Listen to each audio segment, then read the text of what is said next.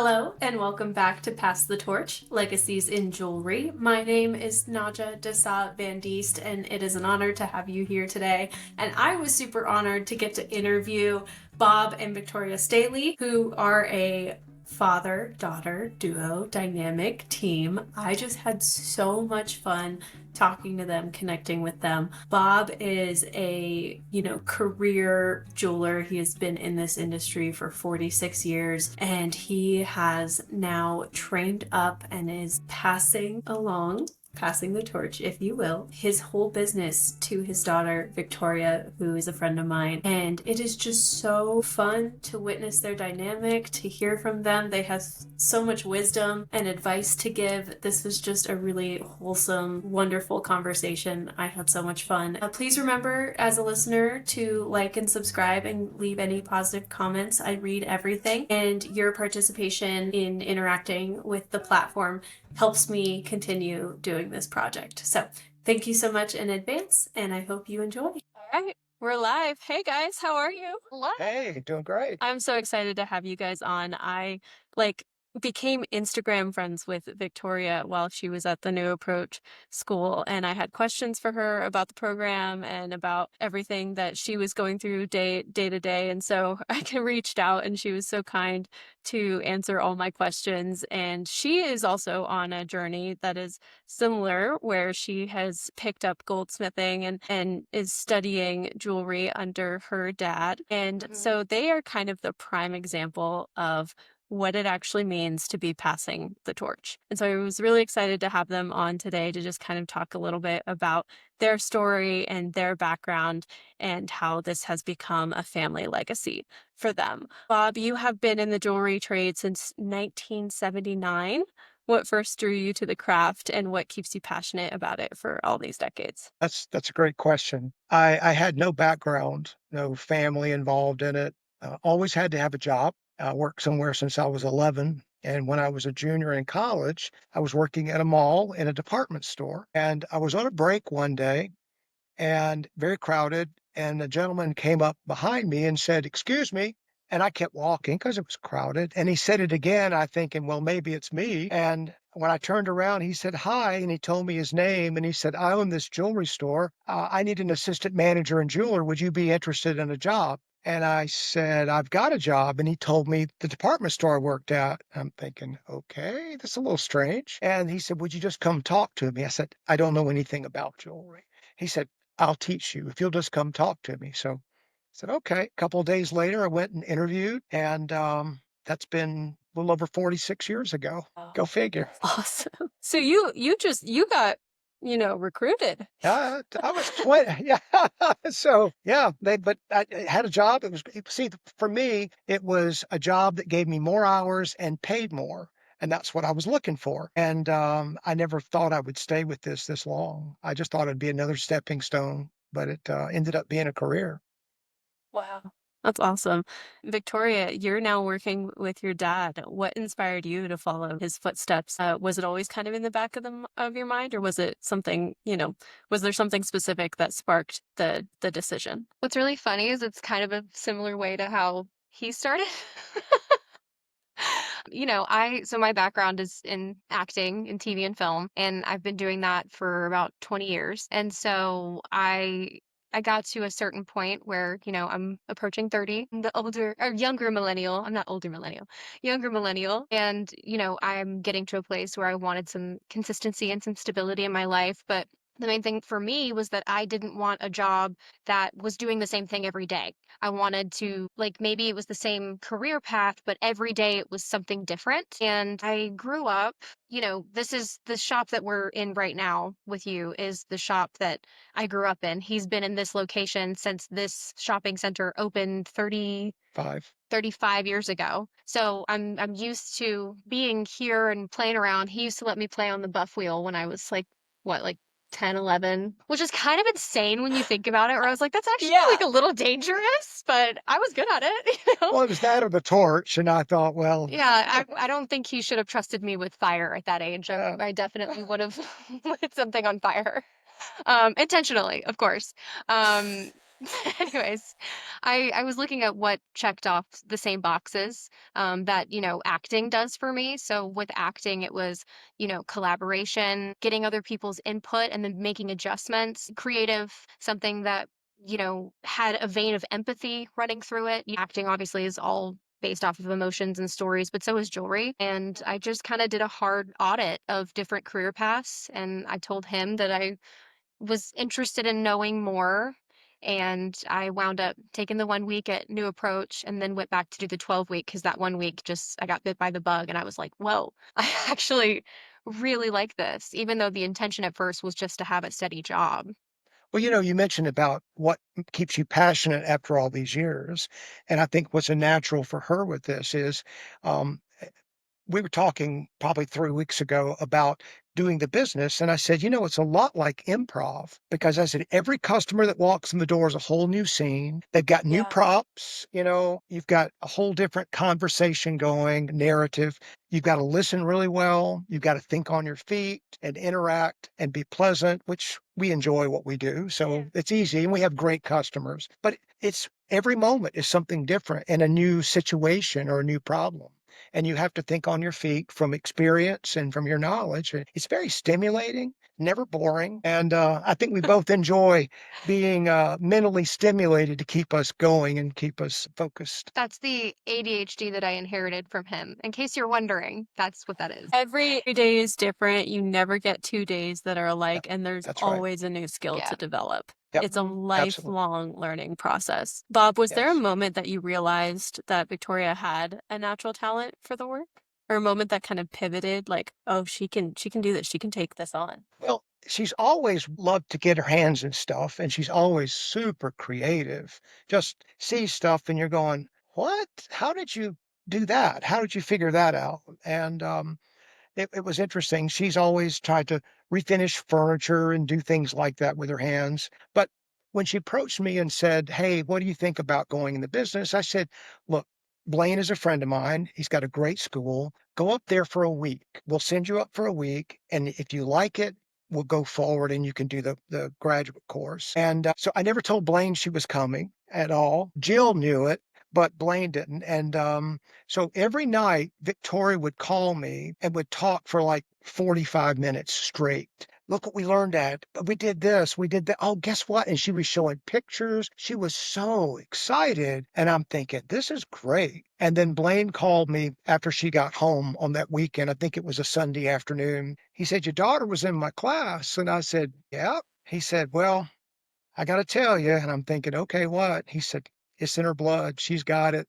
She's gonna Oh, make a great cool. jeweler." Yeah, so I thought, "That's it." You're really gassing me up here.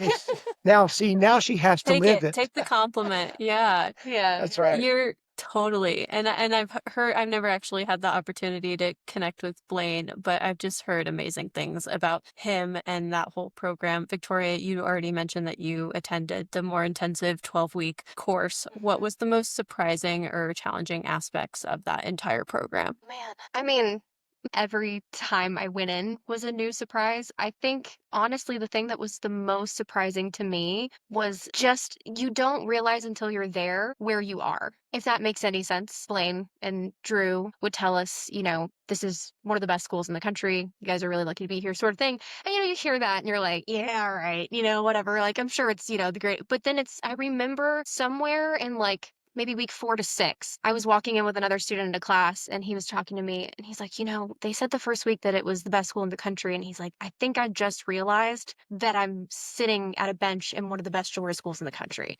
Like he was just like, this really is the amount of things that I was capable of learning in such a short period of time is Yeah. insane. And it was surprising to me because I was really nervous when I first went to get behind because I really didn't know anything. Like again, I grew up with a jeweler dad, but I I mean, somebody comes in and brings in a stone and I'm like, pretty blue stone. I couldn't tell you what it was, you know? So it's there. I Yeah. didn't know that much about the industry. I didn't know much about jewelry and I was concerned about getting behind, but they're very adamant about no one gets left behind. You know, they're going to take the Hmm. time and we all became a little family. Like Blaine kind of became like my Tennessee dad, which I didn't expect. I just expected it to be very professional and it is, but there's sort of family aspect where you can tell that they really take care of their students and want to see them succeed when they leave. And Yeah. that to me was the most surprising was the community aspect of it, even more than what I learned technically. So Yeah. And I hear that, a lot of the alumni stay connected to each other and they do. find ways to support each other as well. That's really wonderful. Bob, when you were learning, is there any aspect of your training or experience that shaped the way that you are now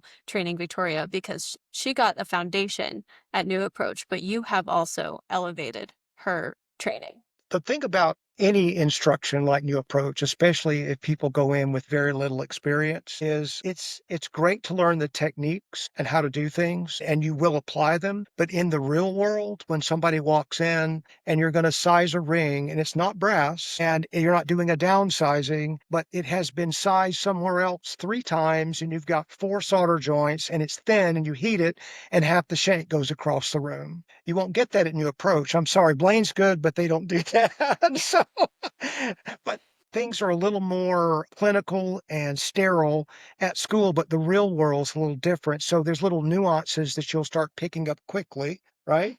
Didn't really have much of a choice on that one. When the job is due in 2 days, But it's so then you say it's okay. You know how to solder, you know how to file, you know how to polish. What would you do? And then let them help figure it out and then show them techniques and how they can help. And so real world stuff's a little different than textbook and learning in a great environment like New Approach. I will say this, New Approach, this is not an ad for New Approach, by the way, but they're great. We're Okay. not getting paid.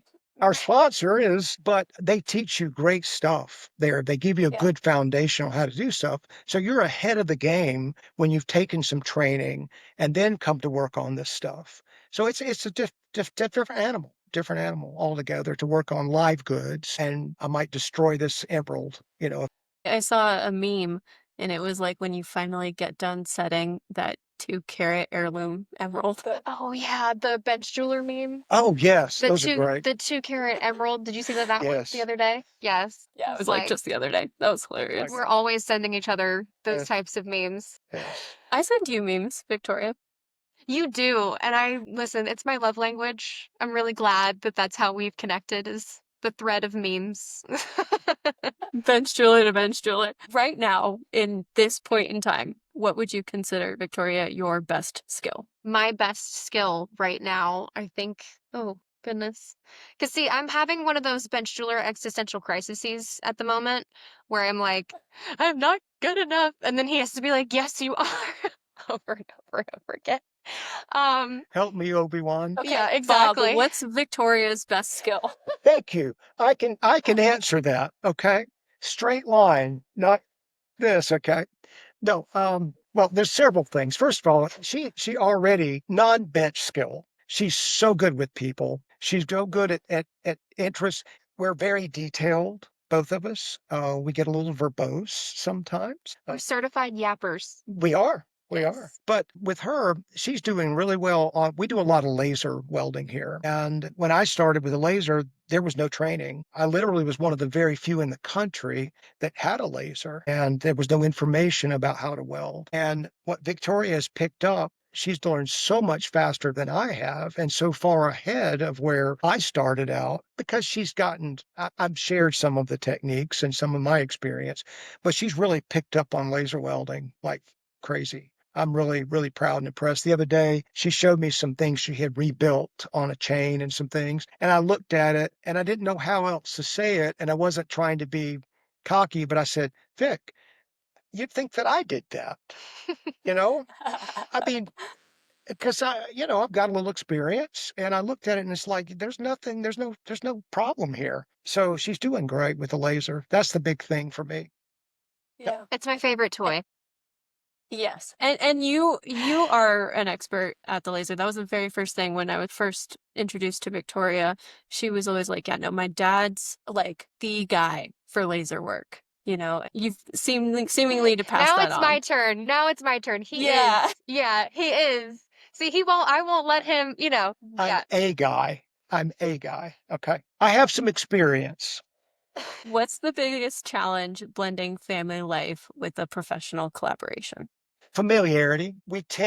I did when I was growing up and when I learned, we tend to listen sometimes to other people a little better than we listen to people we're closest to.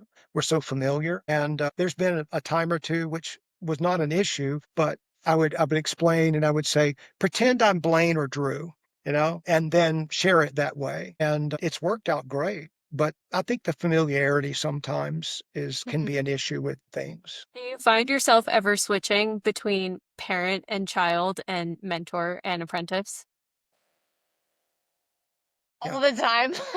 Yeah. They're both nodding. If you're just listening, Yeah. they're both nodding. There's I there's don't. been so his bench is the one behind us, and then my bench is over here. So we are within, I guess, sight view of each other a lot. And sometimes I'll be sitting behind the bench and I'll just have to go, okay, I'm putting on employee hat now. Like, okay, I'm taking off. This is daughter hat now. This is me saying this as your daughter. And it's good that sometimes that we have to sort of establish the role of like, I'm talking to you as a bench jeweler to bench jeweler, or this is a daughter talking to her dad right now, sort of sets the tone for how the line of communication is going to go. That's Yeah. really helpful. Well, and in both instances, I'm boss. So had to say that. Had to say that. Okay, listen. So when I was very little, like just learning to say names and things, there's a video somewhere out into the ether, who knows where they are now. But we were in this shop and I'm probably a year, 2 years old, and they're saying, "Oh, you can't touch the computer. Daddy can touch the computer." And I was like, "I daddy." And I would touch it and say it again and be like, "I daddy." And I used to introduce myself as Victoria Bob Staley for a very long time, because the truth of the matter is that I have always been the boss. All right, you guys will have to dispute that one off camera a little bit further into Yeah. depth. We know, Nadja, we know what the answer is to that. She's the boss. Okay.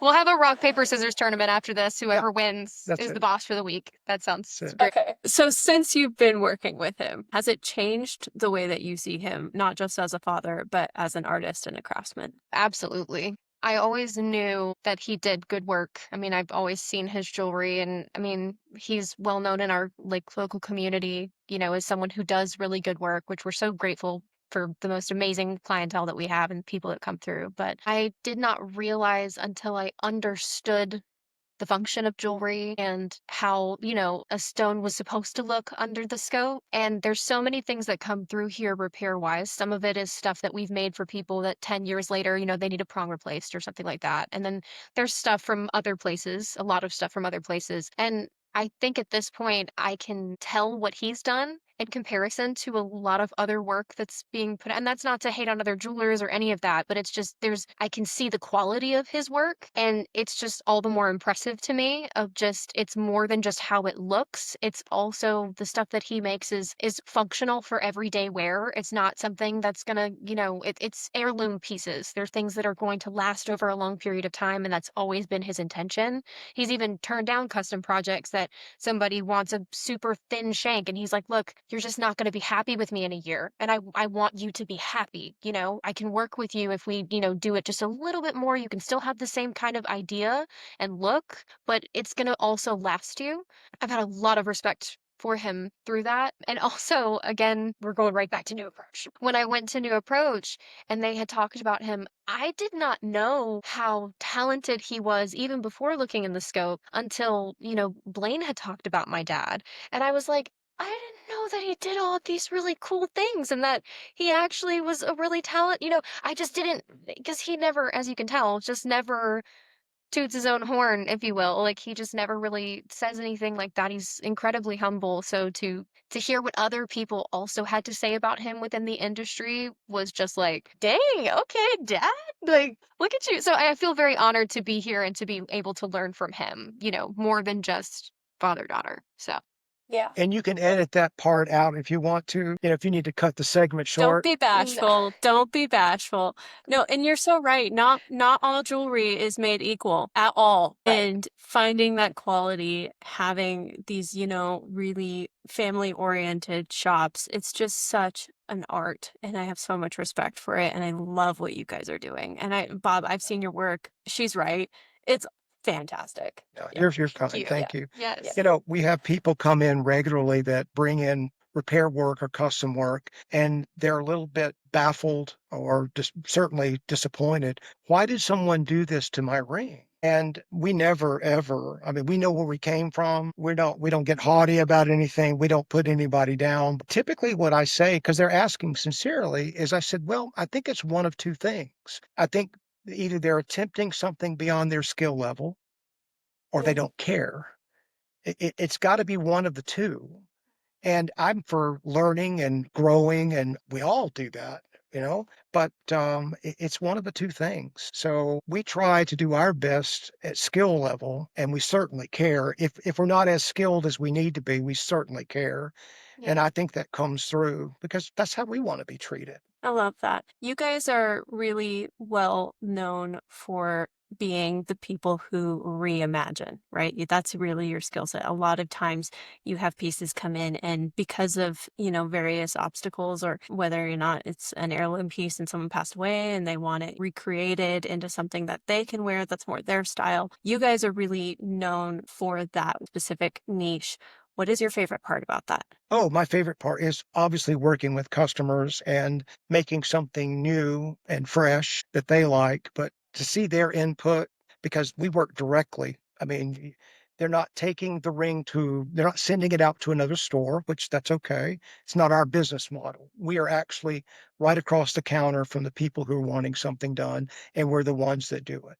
So we care about that. We love that interaction and we love repurposing. Naja, one of the things that I learned several years ago and I've tried to share with Victoria is our business is sentiment. All the jewelry business, whether we're perpetuating sentiment by restoration or repurposing something or create new sentiment, an engagement ring, a wedding band, a birth of a child, and you do that. Or someone comes in and wants to commemorate. This was my grandmother's and she just passed away and she wanted me to have it. It's all about sentiment. And when you realize that, it really changes the way you look at people, how they come in. We're appreciative and thankful for everybody that comes in. They could go somewhere else, but they come here and they make the effort to come here.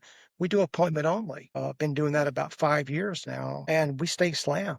It's just very rewarding to be able to work and recreate. And then when they come in and pick it up, I ran a billboard one time that said, "When you really want to make her cry, come see Bob Staley." So, it's a good cry, but the tears, the excitement, the hugs, and then we get paid for that. You know, Yeah. they actually pay us. So, yeah, What a rewarding cycle, a rewarding process, and every single situation is different. yeah. It is. You guys are such like a quintessential example of the traditional style in Bob. And then Victoria, you are brand new and you're super into how to market and new training and there's new tools. How are you guys blending both approaches, if you will? And also, what are some of the things that you have kind of brought in to the shop that wasn't there previously? Yeah, I think it's been a cool transition to synthesize the two things. He's told me in the past that, the plan is, whenever he wants to retire in the next couple of years, then I'll take this over and he'll work for me part-time and I get to kind of just do what I want with it. He's just sort of given it to me. There's no stipulation to giving it to me or anything like that, but no conditions, I guess. But what I've noticed, he's got the business model, right? It works because he's asked me, how would you change things? Like, you can do whatever you want to afterwards. And I'm like, I don't think that I would change how you run the business. Like I love the appointments. It not only helps us kind of keep control of the flow and we know what's coming in and what's coming out, but it also makes our customers feel like they have our undivided attention when they're in the room, which is amazing. And I like making people feel that way. And I want them to know, again, we've said it before a few times now, but we genuinely care, and we want them to feel that when they're here. I think at the same time, when it comes to, the social media stuff and all of that, it's been kind of fun to get him out of his shell a little bit. I'm trying to get him more in front of the camera because he's like, don't, I'm good. You do it, But he's had fun, I think, watching me do that, and it hasn't gotten in the way of work at all. I think in terms of doing things like online sales and stuff like that. We've talked more about that. There's been I think some apprehension a little bit of him just being like, he's a very practical person. I think sometimes he's more of anchor, I'm more wings, if that makes sense. So it's good because he can be like, hey, Victoria, come down to earth for a second. How are we gonna do that? And then I'm like, hey, Dad, let's take it up a notch a little bit. Like, we could do more. So there's been a bit of push and pull there, but we've always gotten along really well. So it's not been anything that's been, the It's butting of we two have a lot of heads. respect for each other, so that We makes a do, big yeah. difference. So that's been good. But there's been some push and pull there a little bit, trying to figure out how that works. But what I feel like we're starting to blend together and come up with is going to be something that's really unique and really exciting. So I'm not entirely sure how it's going right now, but it's going to be good. Yeah. I'm so Well, excited to see what you guys come up Yeah. with. I'm excited to see where she's going with this. You can't be in business 46 years and not change and evolve. Got into CAD design about 25 years ago and laser welding about 27 years ago. And with that, those were all new technologies that I'd been in the business for 21 years before any of that. So it was tough for me to change, but when you see the benefits of it, and Victoria's bringing a lot of that to the business, and I'm excited about it. Yeah. It's good stuff. Actually, that perfectly feeds into my next question is how do you guys balance honoring traditional techniques with new technologies like CAD and 3D printing or anything else that you guys are using? Well, you can do a lot with the new technology you never could do the old ways. The old ways are great, but you can't fulfill the new ways without old world techniques, the basics, soldering, filing, polishing, setting stones. That's been around since they were doing jewelry. So to do it right, it's a good balance of both. They complement. It's like two edges of the sword. It's still the same sword, but it makes it work better. And I think you can have a new technological approach like CAD and 3D printing and that sort of thing without losing quality. Because I think sometimes people get concerned about, like, oh, well, if it's not done like by candlelight with beeswax, or whatever it is. Sorry. I've seen a couple of memes, which I love them and I think they're so cool because I'm like, dang, that sounds like a lot of fun. But I'm also like, cool. But I also want to whip out 6 models, in a week because we have people coming in and, sometimes in order to get things done more quickly, you have to use more of the technology and forego some of the more traditional approaches. It just depends, I think, on what your client base is like Yeah, and what type of business model you want to have. absolutely. And for us, we have pretty high production for 2 people. We hit, I think, a record appointment week. Yeah, about 3 weeks ago, Yeah. in 4 days, we had 47 appointments. Yeah. Yeah, Whoa. and it was busy. So, Which is a blessing, and Yeah. we love yeah, that so much. But again, for us to stick to like purely traditional, I mean, people would be waiting months to get their stuff back. So it's, again, that doesn't forego on quality. And we can still, like we say, we really prioritize quality and people being happy with the work and that it lasts them a really long time. So we do have to synthesize both, and we use a lot of newer technology. But I think we're also very sustainable in that way as well. Like, if it ain't broke, don't fix it. Don't buy a new one. How old is the steamer? I don't know. Okay, How yeah. how old are you? Yeah. But it works, so what's the point in buying the brand new steamer Sure. if it still does the same work? But then again, sometimes we need newer things in other areas, so we try to gauge, how that works. Bob, was there any advice that you got as a young jeweler that you are now passing on to Victoria? Or a piece of advice that you wish you had gotten and are now giving to Victoria? That's a good question. One of the biggest things I think that make our business attractive and people want to do appointments is we end up mostly with referrals. We don't advertise, and we get referrals and repeat customers. And I think a lot of that is the way you treat your customers when they come in.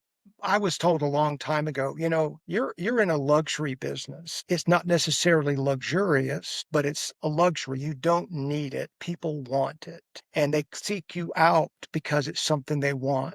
All right. And there's an emotional attachment. When you realize that, I think it changes the way you see people and approach it. And it gives you a whole different attitude. And I think it's warm and welcoming, and people want to be here and they want to work with you. So I think you're going into it attitude is a huge part of that. And I think that's kind of where we are. And be thankful. So thankful for everyone and everything. And we live with a lot of blessings and graces every day in our life. And our customers are a big part of that. And what we do is a big part of that. So attitude has a lot to do with how you see people. They're not an interruption. Don't look at people as interruptions. Look at them as someone who wants something and needs you or wants you to do something. Changes your whole mindset and you enjoy it a lot more. It's a lot more relaxing and fun. Yeah. Oh, man, that hit my heart.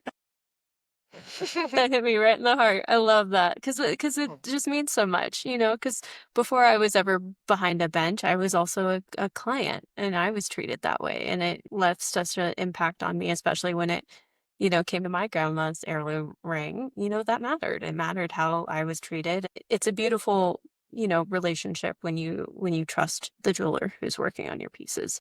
And it seems like you guys have really cultivated that in your part of the world. So Yeah. Victoria, is there a lesson that your dad has taught you that you learned since joining the shop that immediately comes to mind that has stuck with you the most? Oh. Nothing at all. No, I'm just kidding.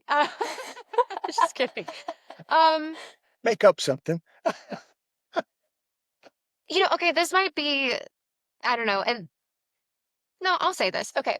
And I take this more as a metaphor for life. Okay. But I think dad has a very swan in the water approach to life. It appears like you're gliding at the top, and then underneath there's feet that are kicking really fast, you know? And whenever I sort of would come into here, the way that our shop is set up is because it's us.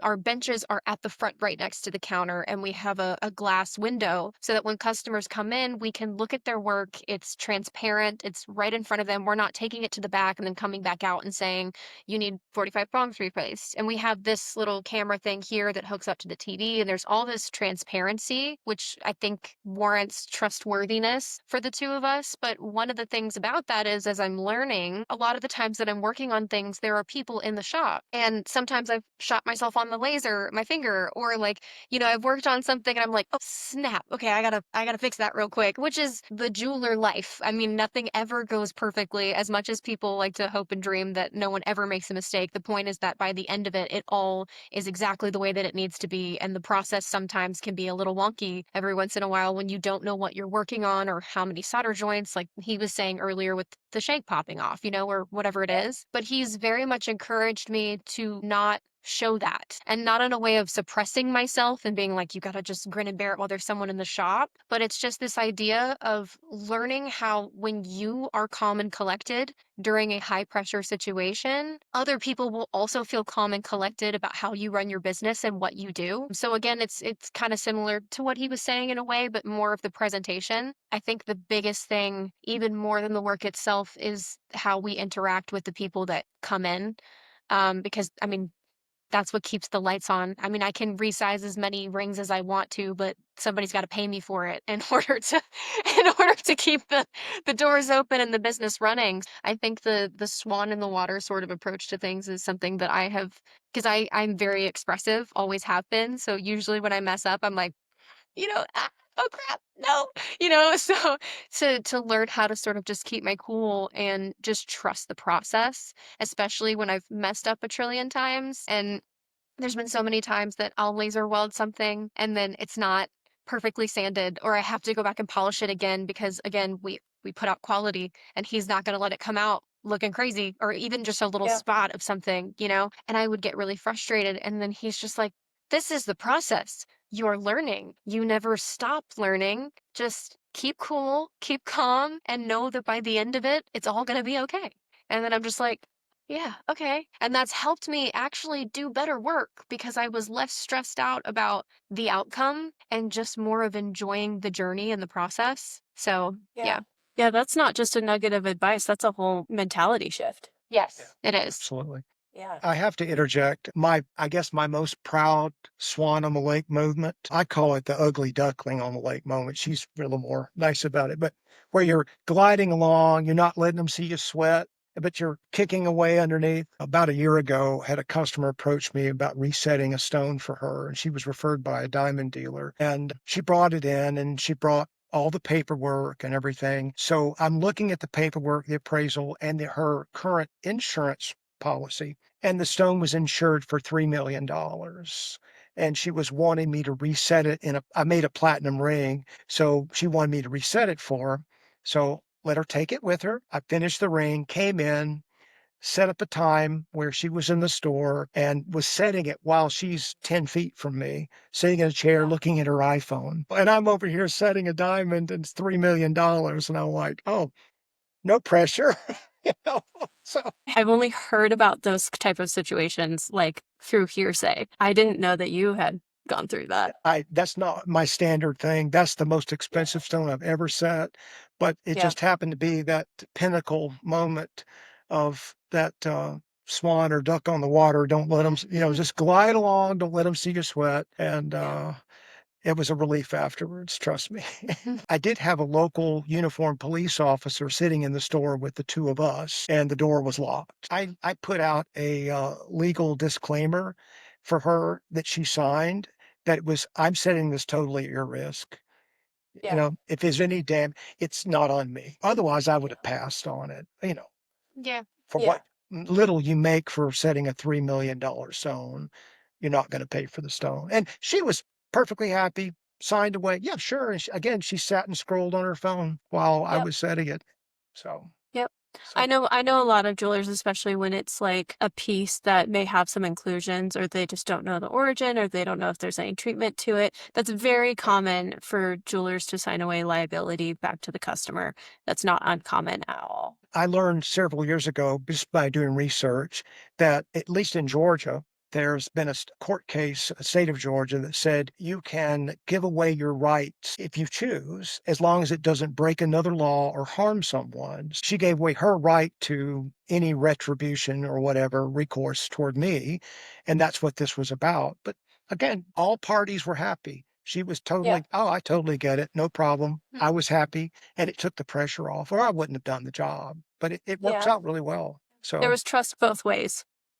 yeah, Yes. yeah, yeah, Yeah. yeah. Are there any specific goals that you are working towards as a team? Bob, I know you're looking forward to a potential retirement here and Victoria's taking over. Is that kind of the big thing?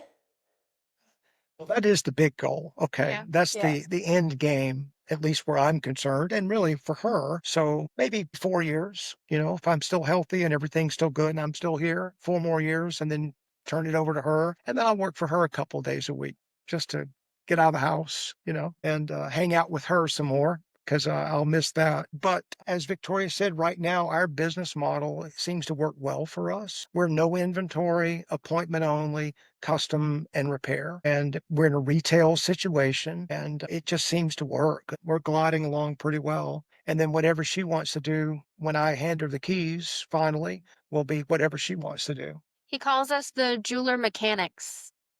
Yeah. That's what You we are. really have to be a MacGyver. You Yeah, do. you do.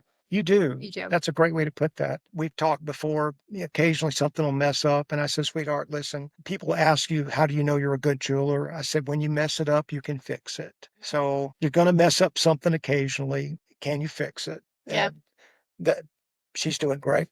She's doing Yeah. great. Oh, that's awesome. I love that. Can you tell me a little bit about kind of where you're located and the community that you're surrounded by in Cartersville? Okay. We're in Cartersville, Georgia, which is Northwest Metro Atlanta. It's a bedroom community Atlanta that's just growing like crazy. And we are in a shopping center that is next door to a Longhorn Steakhouse. So they're very busy. This is an award-winning Longhorn Steakhouse. And yeah, they're very, very busy. Yes, yes, indeed. And so the traffic is always coming across and people are noticing that. Mhm. You guys talked a little bit about how much you love your customers. Is there something unique about your specific community that you can identify? The nice thing about it is I've been here 39 of my 46 years, and it was really a small town. The shopping center we're on now was actually a mining pit when I moved here. And they filled it in, built a shopping center on it, and you knew everybody everywhere. So there's that base. But also, there's a good quality of life here. It seems like it just draws good people.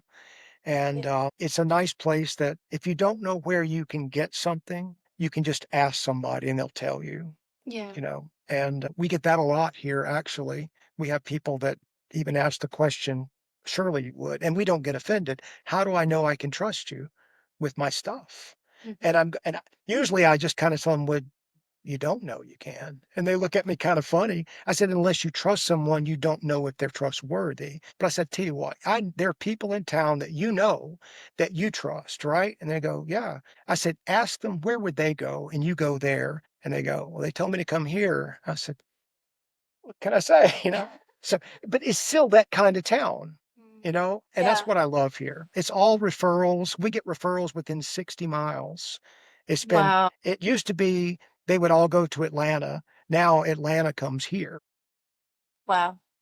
I'm really thankful for that. And it's all because I have great customers. They're so nice. I really like too the generations that come through here. In the same week we'll have someone's grandmother and she's like, "Oh, I'm gonna send my grandson over. He's looking to get engaged." And then a couple years later they come back and they have their children coming in. So we get to see a lot of the families, which is a lot of fun. And we have a lot of regular customers who are like, I've got a future son-in-law and I told him he has no other choice. He has to come here and get his engagement ring from you guys. And then we do that and we love to, I mean, again, we love to take care of people. Yeah. Obviously, it's a business and we still have to make money, but we love to make sure that people are taken care of. We want you to feel like you can trust us. We're, again, clearly certified yappers. We'll explain something until we're blue in the face. We do that a lot. We have a lot of like go-to analogies in our books of things that we can use to explain to people.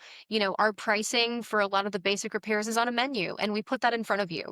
There's no need for smoke and mirrors in the jewelry industry. There's no need. And I say that as well, in the jeweler community, not even just as our local community, but just for jewelers Mm, in general. Like there's no need to gatekeep anymore. Um, yeah. I feel like, and I'm really grateful, for example, to have met you through social media and just all the other people that I've been able to meet that have decided to follow me and follow along with what I'm doing. It's been so cool to post something and have a question and then have 10 jewelers respond to me about like, "Oh, have you tried it this way and done this and this?" Like it's just Yeah. I think it might have been Jason in one of your episodes that was saying something about like just how jewelers are nerds or something and how you just have to ask the question and then get somebody excited and talking about something. I'm not sure if was that Jason that said that? I don't know. Maybe not. I think it had to have been. I probably, and I love Jason. Hi, Jason. But, like just getting people excited to talk about things and to talk about jewelry and just seeing what people are into is so much fun. And Yeah. I do feel like he's got his community. He's got this whole online forum of OG CAD designers, some of the first people at Gem Vision and, all that stuff. And now I've got my cool little, Instagram community of people that I talk to. And that's what I love so much about the jewelry world is community. That was a bit of a Yeah. tangent off of the small town, but I just wanted to throw that in there of how amazing this jeweler community is and that you can have candid conversations with no gatekeeping. I love that so much. So, I think yeah. that's a perfect answer because not to mention no jeweler operates the same as another jeweler. There's so many different ways to achieve the same results and it's Mhm. so worth asking those questions and creating that community because there's so many different options. Yeah. It's true. Yeah, we have a mutual, well, I say mutual friend. It's really his friend that I'm also adopting now as my friend, but he is the hiring manager for Shane Company and he hires and Yeah. trains all of the jewelers at Shane Company. His name's Robert Gravely. And I love talking to him. I told him the other day, I was like, I feel like every time I talk to you, I just need to get my notepad out before you start talking because everything that he says, like, he's just found some way to MacGyver it. I was talking to him about something on the laser, and he was like, yeah, he was like, get a Mr. Clean Magic eraser and some mineral oil and this and this. And I'm like, wait, slow down. Hang on, you Hold on. I'm like, wait, what?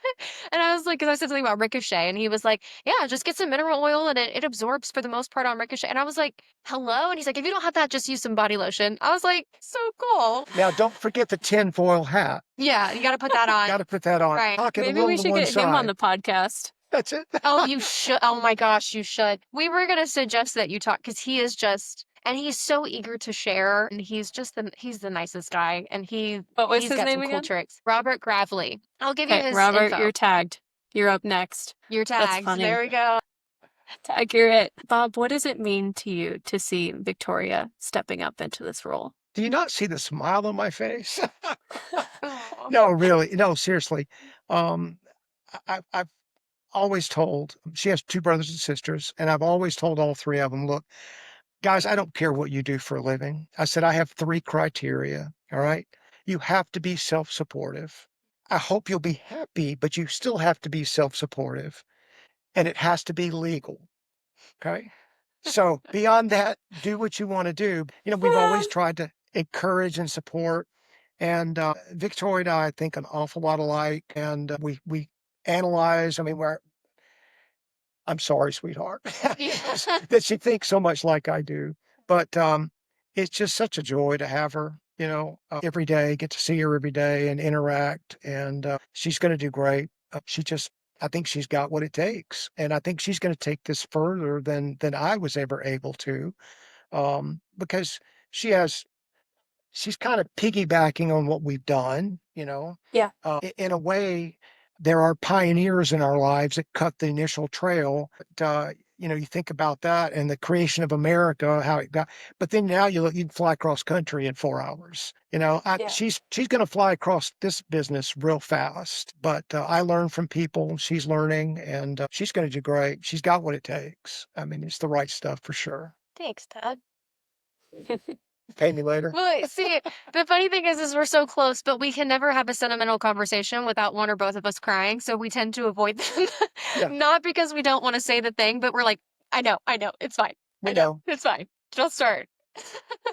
Victoria, what are you most excited about? I'm really excited for we're not gonna cry. We're not gonna do it. Nope. I'm the most excited for the time that we get together. That's something that's just a gift that keeps on giving, and it's just such a special time to learn from him, to get to go to work with him every day and just be the buddies that we are. I could say that I'm really excited for the social media stuff growing and for, making online sales and doing all these other things that I want to grow and do with the business. But to me, the most special thing and the thing that I am most excited for is learning from him, spending time with him, just soaking up as much of the knowledge that I can from all of his years of experience that, does set me up for kind of a smooth transition into you'll never know the difference between his work or mine because he's trained me so well in what I do, and people can just trust me, in the same way that they do him. But yeah, it just the time that's what I'm excited for. You even made me emotional. You're gonna turn me into a softie.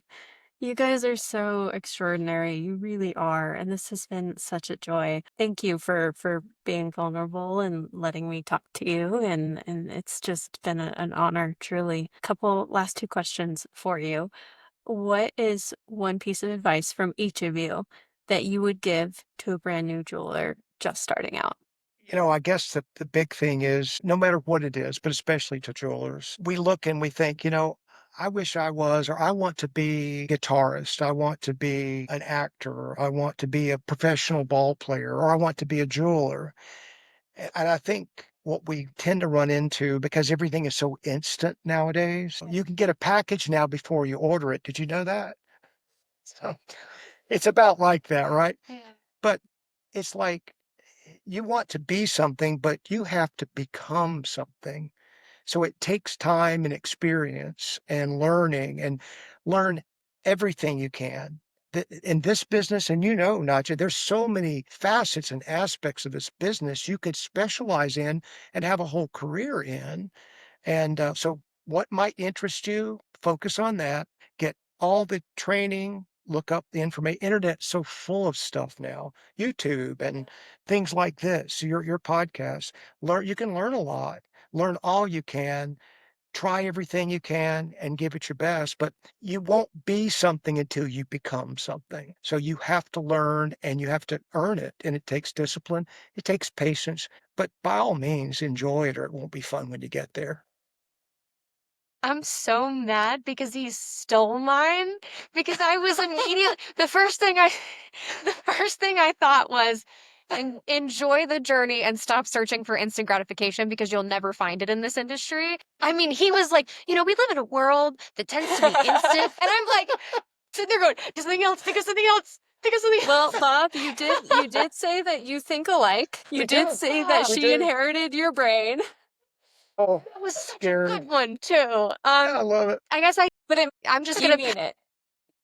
I do, and I'll just kind of piggyback off of the same thing then instead of trying to come up with something new. But yeah, I mean, I think especially for our generation, we're so used to the 5 second, I've learned a lot with social media that the clips inside of your videos, if you're doing it like a reel or something with different clips, should never be longer than I think it's like 2.5 seconds because the average viewer needs it to switch every 3 seconds in order to stay engaged because that's how we've trained our brains through the doom scroll and through, all the overstimulation, which I'm completely and totally guilty of the doom scroll and not sitting here going like, I live slow living. I am a homesteader. Do I wish I was? Absolutely. But I need way more stimulation than that.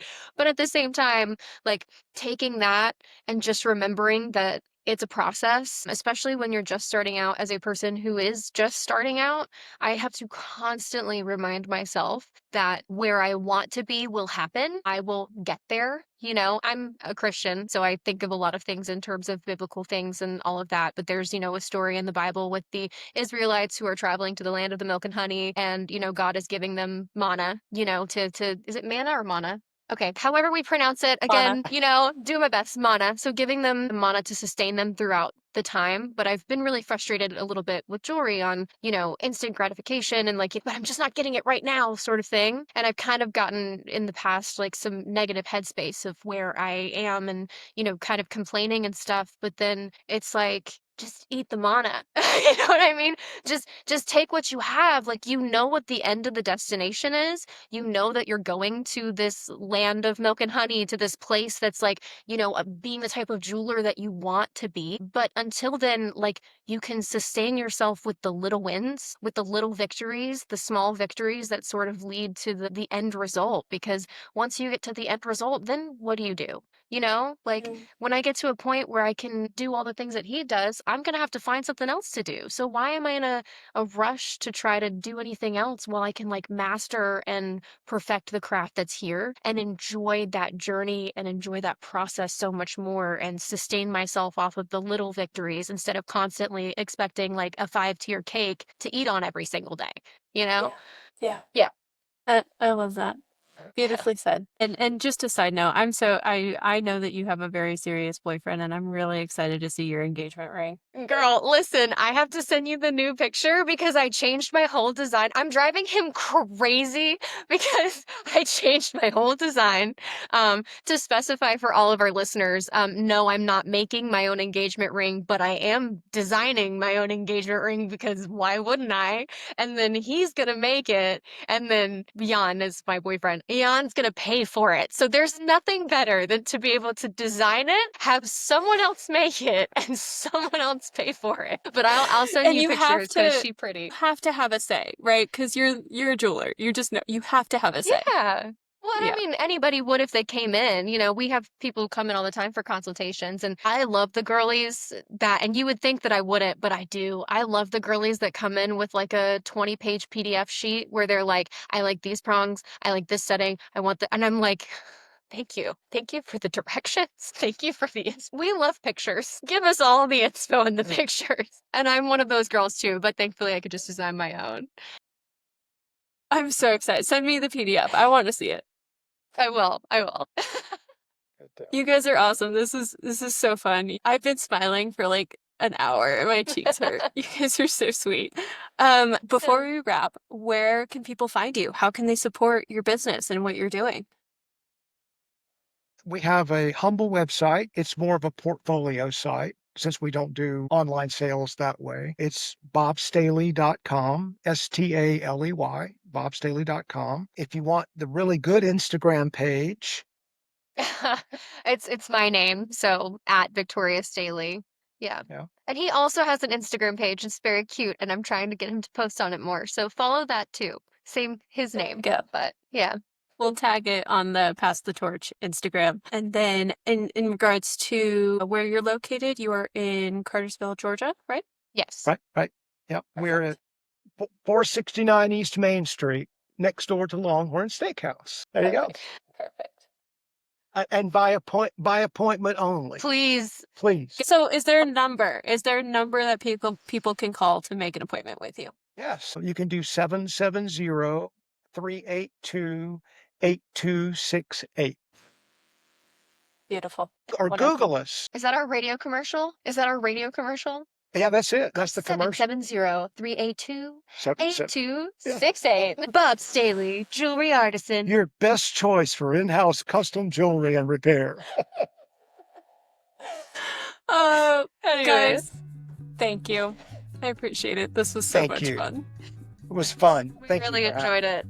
Thank you. Me too. That was my conversation with Bob and Victoria Staley. They are just wonderful people. I had the best time interviewing and talking to them. Thank you guys so much for coming on and connecting with me. I will see you all in the next episode. Please remember to like and subscribe and leave a comment. Have a beautiful rest of your day. Bye-bye.